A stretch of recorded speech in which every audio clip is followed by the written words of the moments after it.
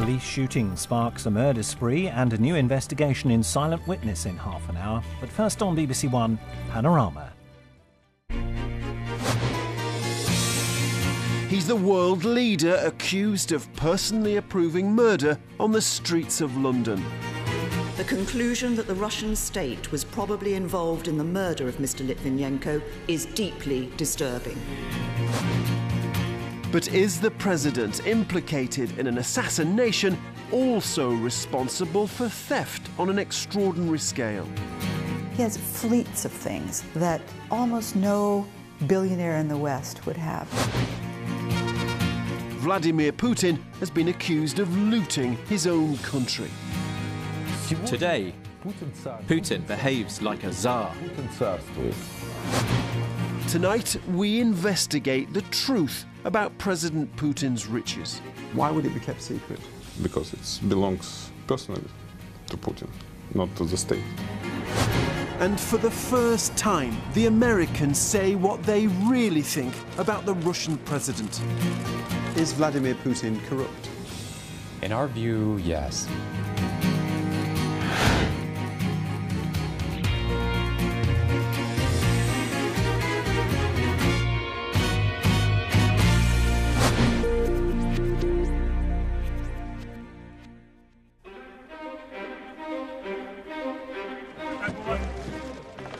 There is no other world leader like Vladimir Putin.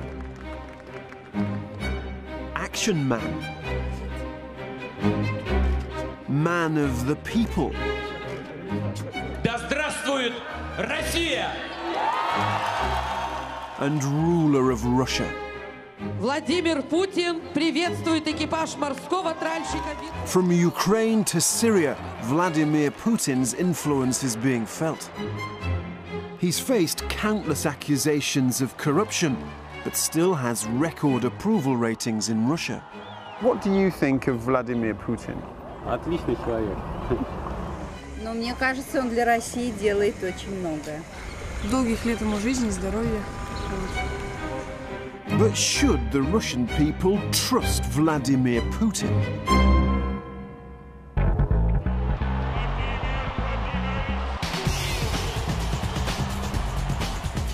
President Putin's official income is around $100,000 a year, and yet he lives like the super-rich.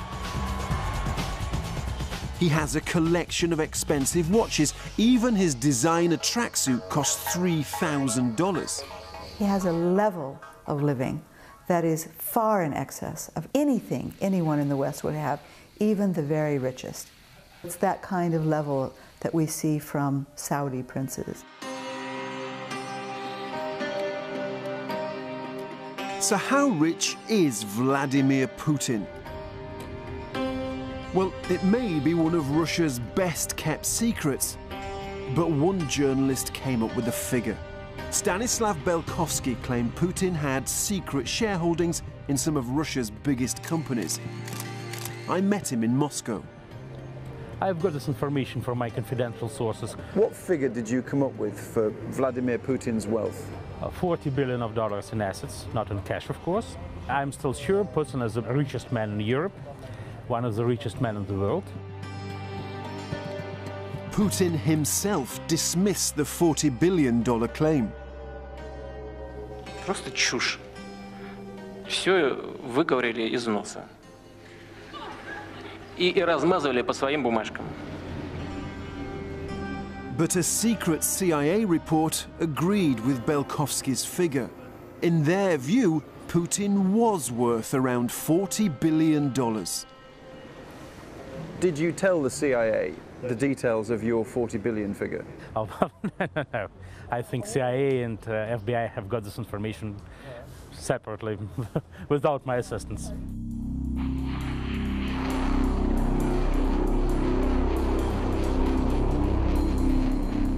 Russia's role in the Ukrainian conflict has led to closer scrutiny of Putin's finances.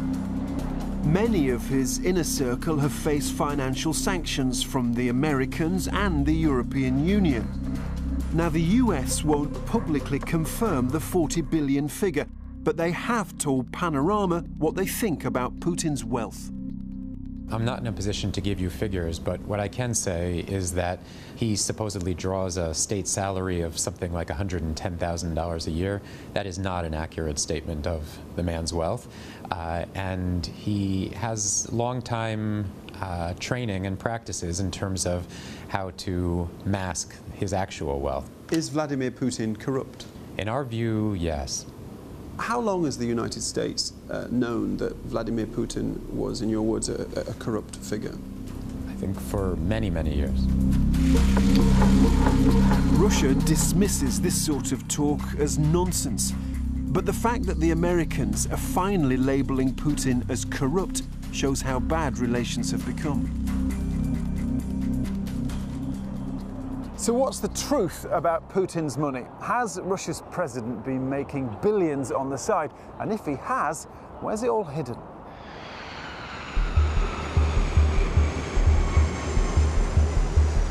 I've come to Estonia to meet a man who says he knows about some of Putin's cash.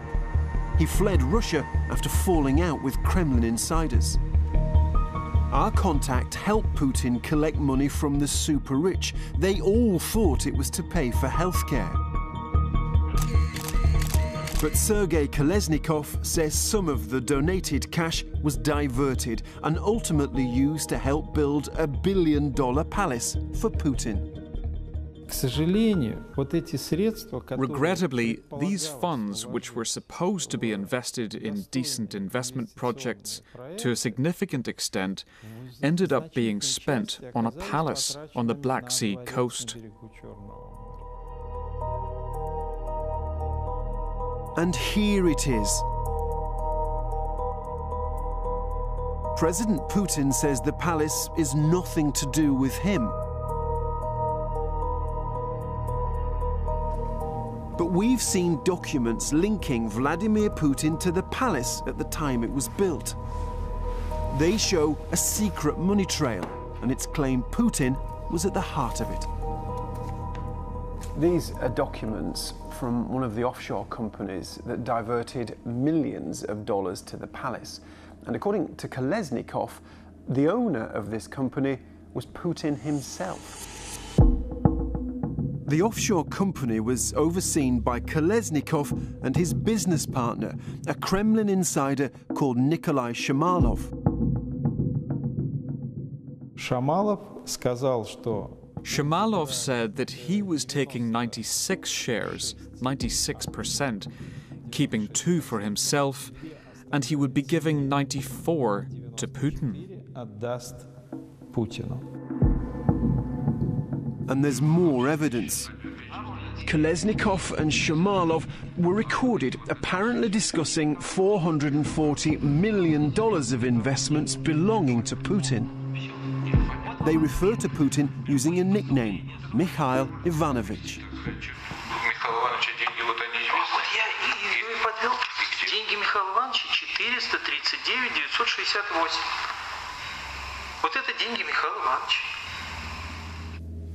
Shamalov is still a trusted Kremlin insider. And in that recording, he was discussing Putin's secret fortune. Finding evidence like that about Putin is not easy. He used to run Russia's intelligence service. He knows how to hide secrets.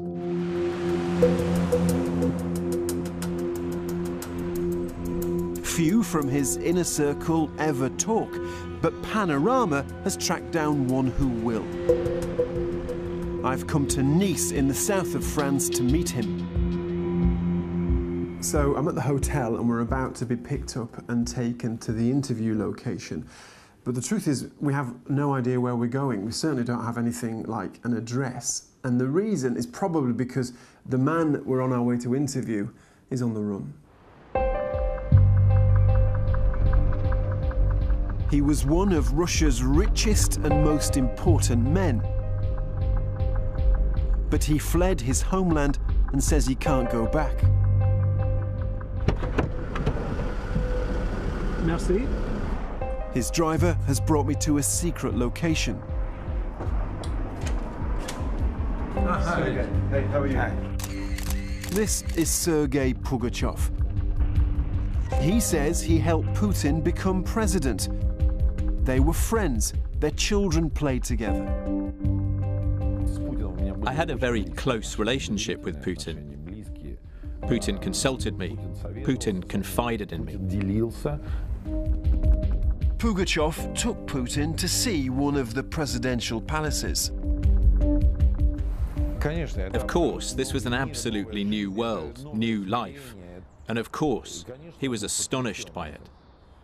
In that first term as president, what was Putin's attitude to money? I think that Putin was preoccupied with the issue of wealth from the start.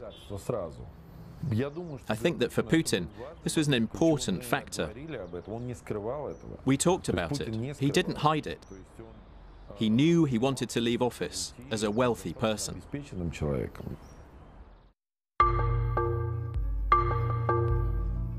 Vladimir Putin has come a long way. He wasn't born rich, and to understand him, you need to go to his home city, St. Petersburg.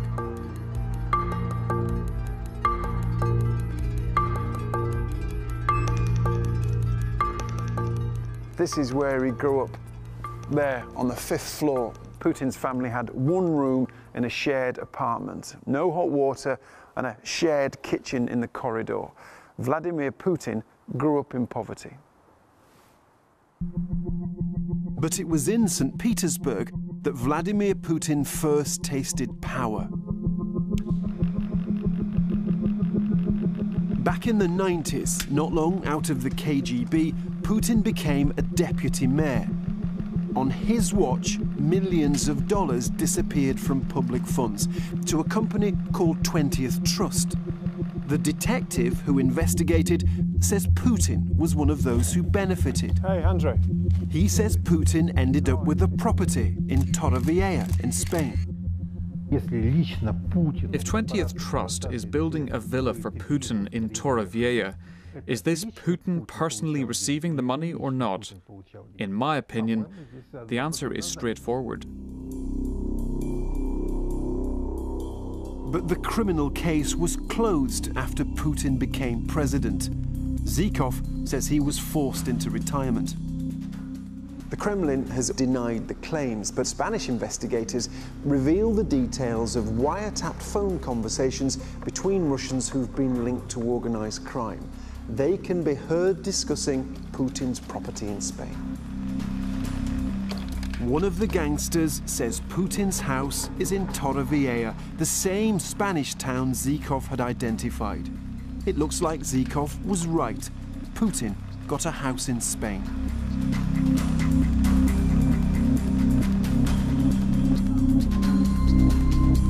So, in St. Petersburg, Putin learned how to profit from power. He also built a loyal team. After he moved to the Kremlin, they came with him. The men closest to Putin have been with him for years. They were with him here in St. Petersburg, and they've stayed with him ever since. And this is the group that he trusts and that he rewards. And this is the group that runs Russia.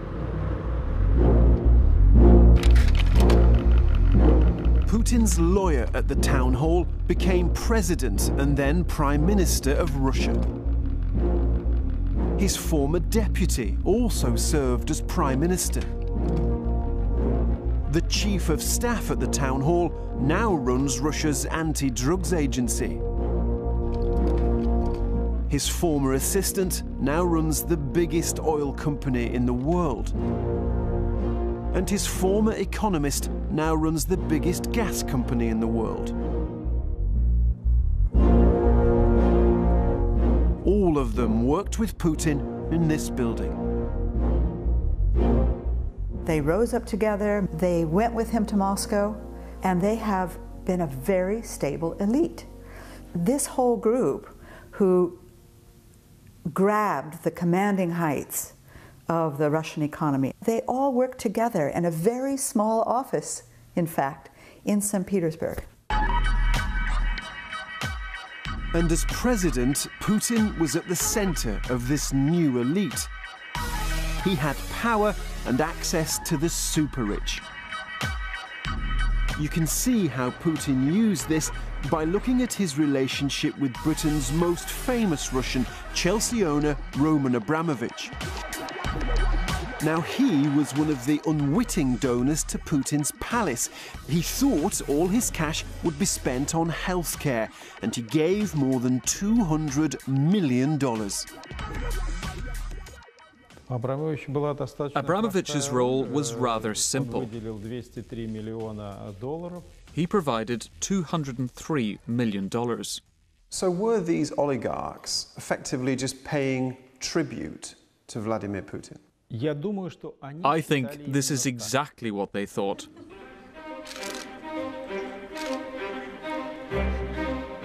Abramovich and other wealthy Russians are expected to pay for important projects like hosting the 2018 World Cup. Я не исключаю, что господин Абрамович может принять участие в одном из таких проектов. Но пусть раскошелится немножко, ничего страшного, у него будет, у него много там денег. FIFA World Cup, ladies and gentlemen, will be organized in Russia. But we have been told about a gift that can't be explained away as good for anyone other than Vladimir Putin. A $35 million yacht like this one, given by Roman Abramowich.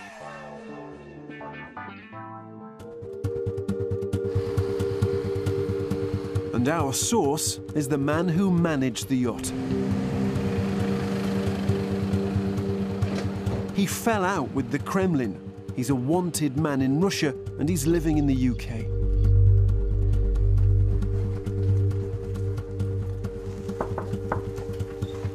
Hi. Dmitry, I'm Richard. Yes, nice to meet you. Dmitry Skarga says he helped oversee the transfer of the boat from Abramovich to Putin. I was on board of this yacht at the end of March 2002 in Amsterdam, and there was a representative of Mr. Abramowich. Skarga says the yacht was given to an offshore company, but the real owner was President Putin. Vladimir Putin visited this yacht, definitely now, at the autumn of 2002 in Sochi. This yacht was maintained and paid for running costs from state budget. Why would it be kept secret? Because it belongs personally to Putin, not to the state. We've seen documents that appear to support Skarga's story. Roman Abramovich's lawyers said the claims were unsubstantiated, little more than a rehash of speculation and rumours. But they didn't specifically deny that he had given President Putin a yacht. You can hardly blame Abramovich for wanting to keep on Putin's good side. Standing up to him can be dangerous. Масштабы коррупции в России в районе 30 миллиардов оценивается долларов. Это 10-12% ВВП. This is billionaire Mikhail Khodorkovsky publicly challenging Putin about corruption.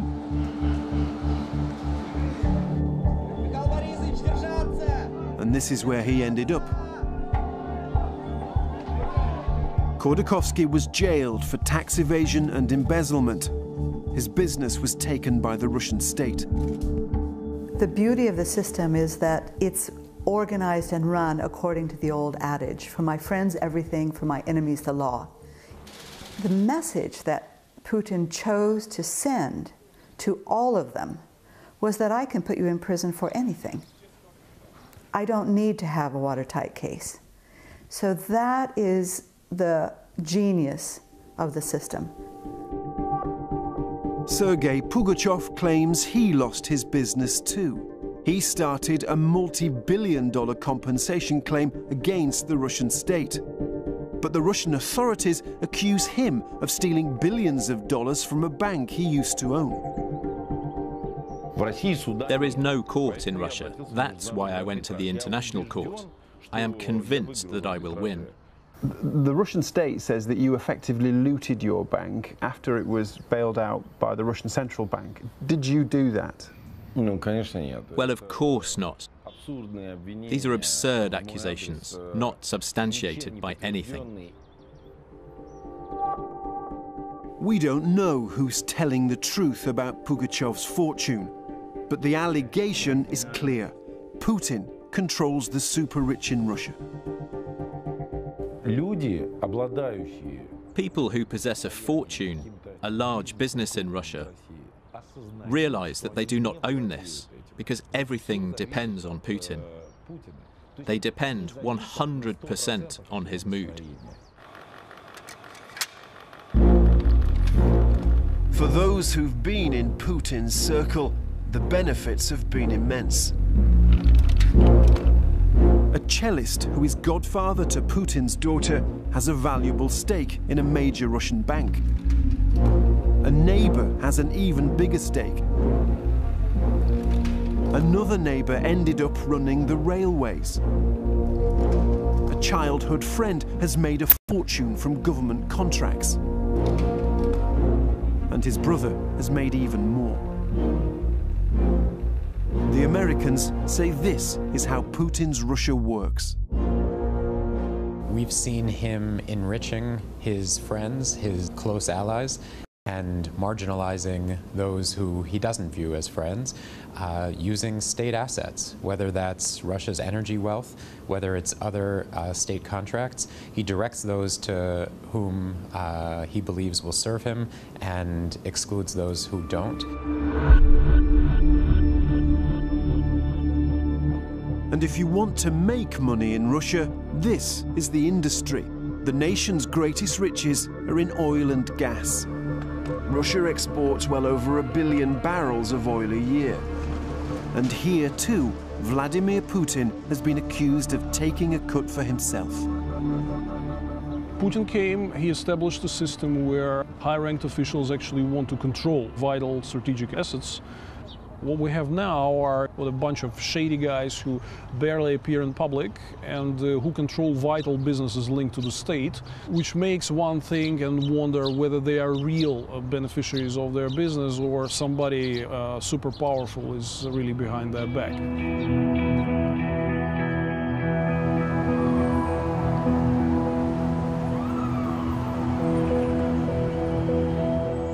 I've come to New York to meet a man who says Putin took a slice of his oil business.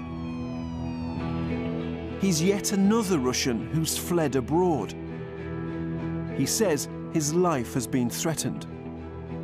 This is his first TV interview. Max, hi. Pleased to meet you. I'm Richard.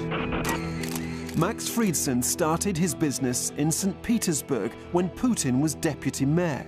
Putin gave him a monopoly to supply oil to the local airport. But he says the help came at a price. I know from my business partner that Putin asked for a share in the business. Initially, they were asking for 15%.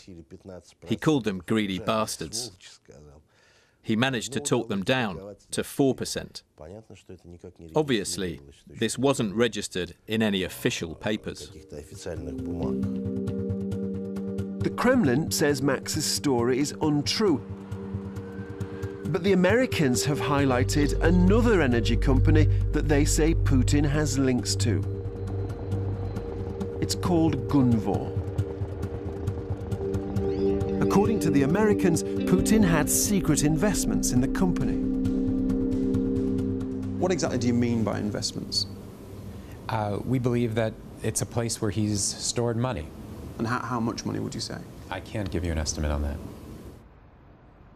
Gunvor told us these claims were illogical and preposterous conspiracy theories, and that President Putin does not and never has had any ownership in Gunvor.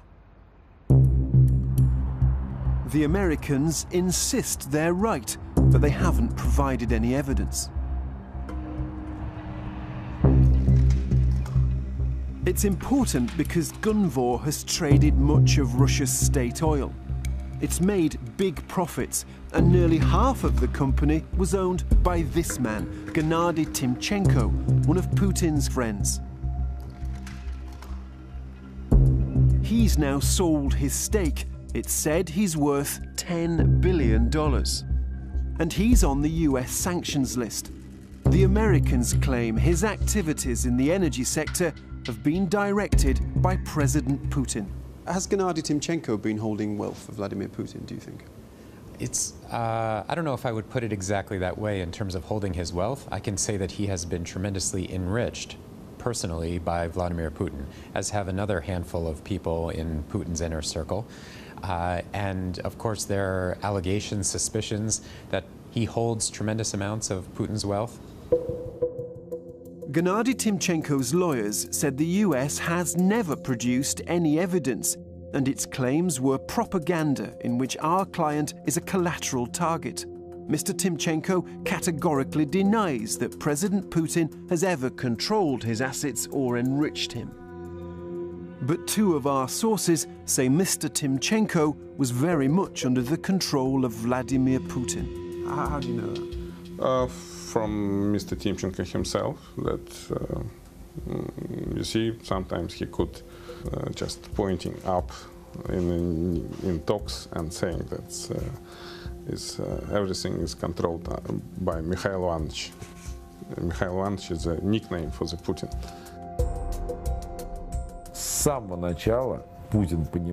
From the very start, Putin understood that money which Timchenko was managing, one way or another, without any doubt, belonged to Putin. It was never a secret. Mr. Timchenko's lawyers say our two main sources are not credible and may have access to grind. President Putin denies all the allegations in this program.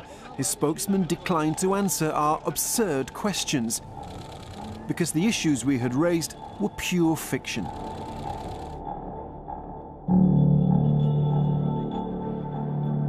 This all matters because President Putin is one of the most powerful people on the planet. But he's been accused of using that power to enrich himself on a vast scale. I started arguing with Shamalov, and he said to me, "Who do you think you are? You're a serf." The Tsar, he often called Putin the Tsar made a decision. Your job is that of a serf, to deliver. Some say Putin can demand anything he wants, so almost any figure for his wealth is meaningless. Putin considers everything within the territory of the Russian Federation, everything that can be converted into cash, to be his own. How would you describe that kind of wealth? Describe as a kind of Arabic fairy tales. So it just with the fingers sleep and everything is arranged. Putin has been accused of corruption on an extraordinary scale. The modern Tsar who plundered his own empire.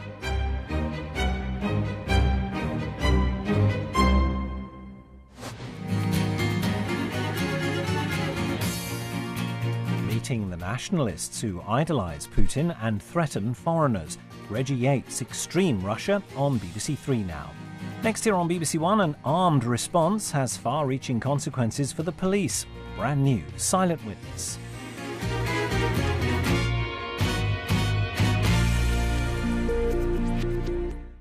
A teenager who stabbed to death a boy he